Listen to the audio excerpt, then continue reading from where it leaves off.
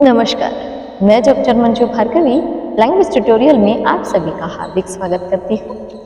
आज मैं आप लोगों को डॉक्टर राम कुमार वर्मा जी कृत नाटक का अग्निशिखा का सारांश सुनाने वाली हूँ।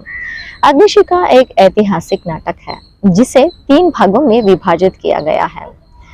प्रथम अंक में आने वाले प्रमुख पात्र ऐसे हैं: चाणक्य, चंद्रगुप्त का आचार्य एवं महामात्य; सारंग और हिमांशु, आचार्य चाणक्य के शिष्य; सोमदत्त, यज्ञदत्त का पुत्र और विक्रमपुर का निवासी; रोहिणी, सोमदत्त की पत्नी; अपराजिता, सोमदत्त की पुत्री; शिखरसेन, पावापुरी का निवासी और रविसेन का पिता; रविसेन, शिखरसेन का पुत्र। प्रथम अंक की शुरुआत आचार्य चाणक्य के कुटी से किया गया है। आचार्य चाणक्य की कुटी देखने में बहुत शिथिल है। एक कोने में जौ की राशि और दूसरे कोने में तिल की राशि पड़े हुए है और कुछ औषधियां भी पड़े हुए हैं और उसको पीसने की सामग्री भी। सभी लोग सोचते हैं कि आचार्य चाणक्य इस तरह शिथिल कुटी में क्यों रहते हैं, पर आचार्य का मानना है कि इस तरह नागरिकों के बीच में रहने से ही नागरिकों की समस्या का हल कर सकते हैं। इसलिए वो इस तरह की शिथिल कुटी में सामान्य रूप से अपना जीवन बिता रहे हैं। आचार्य चाणक्य से मिलने सोमदत्त और रोहिणी आते हैं। सोमदत्त और रोहिणी अपनी दुख की व्यथा सुनाने वाले थे। उससे पहले आचार्य उस व्यथा का वर्णन कर देते हैं। वे दोनों भी चकित हो जाते हैं। दुख का कारण था कि सोमदत्त की पुत्री अपराजिता, उसकी शादी पहले रविसेन नामक के एक सुशील युवक से तय हुई थी, पर रविसेन के पिता शिखरसेन में ऊंचा होने के कारण इस शादी को टुकरा देता है और अपना सम्मति नहीं देता है। शिखरसेन का खिलाफ ना करता हुआ रविसेन दुखी होकर अपने आप में रहना शुरू करता है। उसे जैसे अपराजिता भी अपने मन में ही प्यार को छुपाकर चुप हो जाती है। शिखरसेन के पास सोमदत्त जाकर कितनी भी बातचीत करे, पर वह मानने के लिए तैयार नहीं होता है। थोड़े दिन होने के बाद सोमदत्त बड़ी हुई लड़की को कितने दिन घर में रख सकते हैं, यह सोचकर उसकी शादी दूसरी जगह पे तय कर देता है। 2-3 दिन पहले शादी के लिए जितने भी संपत्ति एकत्र किए थे और आभूषण वगैरह, वो सब चोरी हो जाते हैं और उसी चोरी को और अपनी दुख कथा को सुनाने के लिए सोमदत्त और रोहिणी आचार्य के पास आए थे।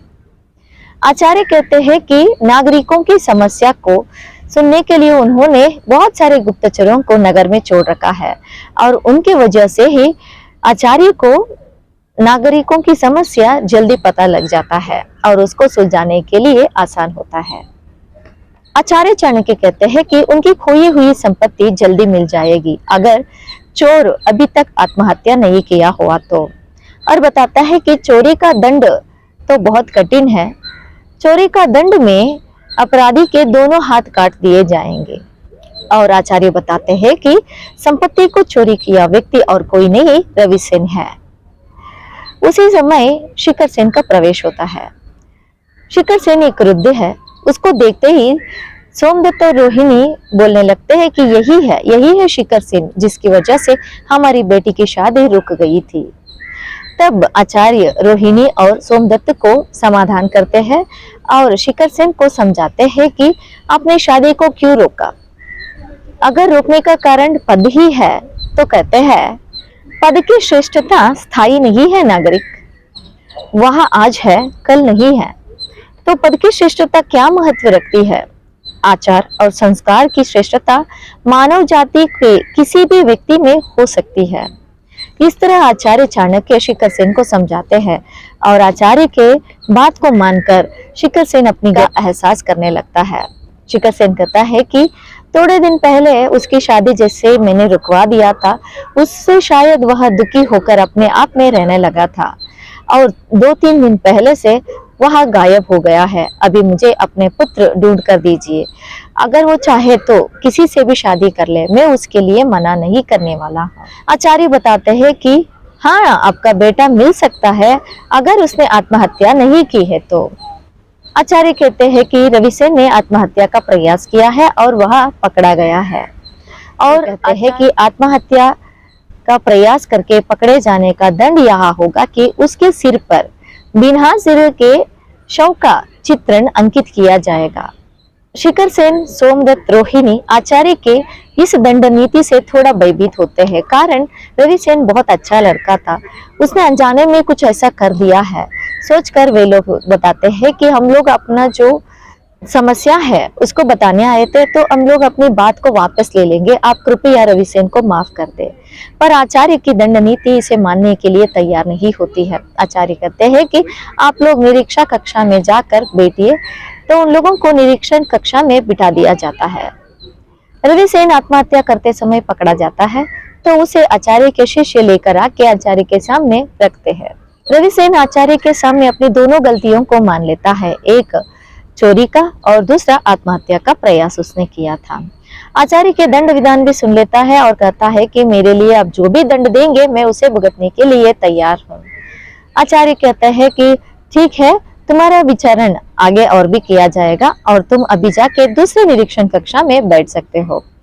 रवि सेन को निरीक्षण कक्षा में बिठा दिया जाता है। आचार्य अपने आप में सोचते हैं कि जिन युवकों को धनार्जन करना चाहिए वे धन की चोरी करते हैं, और जिन्हें देश पर बलि होना चाहिए वे प्रेम पर बलि होते हैं। इस तरह अफसोस की बात को वहां व्यक्त करते हैं और शिखर सेन और सोमदत्त को बुलाया जाता है। शिखर सेन और सोमदत्त का प्रवेश होता है और दोनों भी फिर से आचार्य से विनती करते हैं कि रवि सेन को क्षमा करें। आचार्य कहते हैं कि क्षमा तो नहीं कर सकते हैं।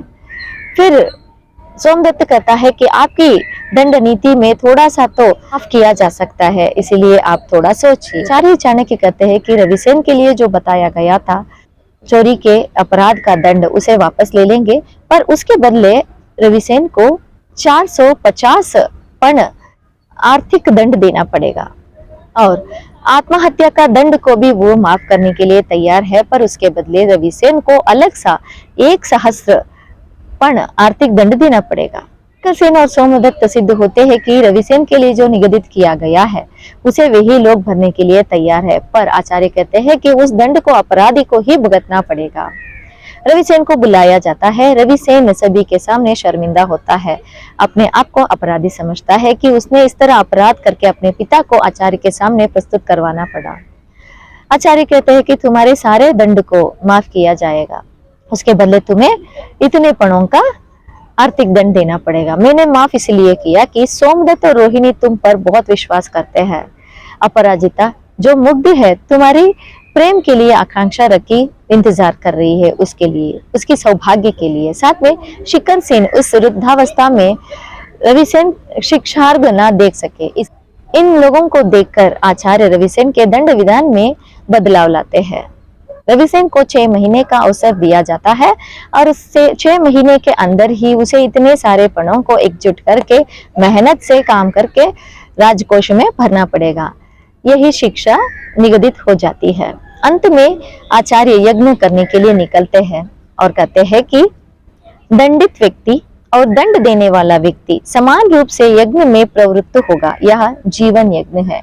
यही सुयुक्ति के साथ अंक की समाप्ति होती है।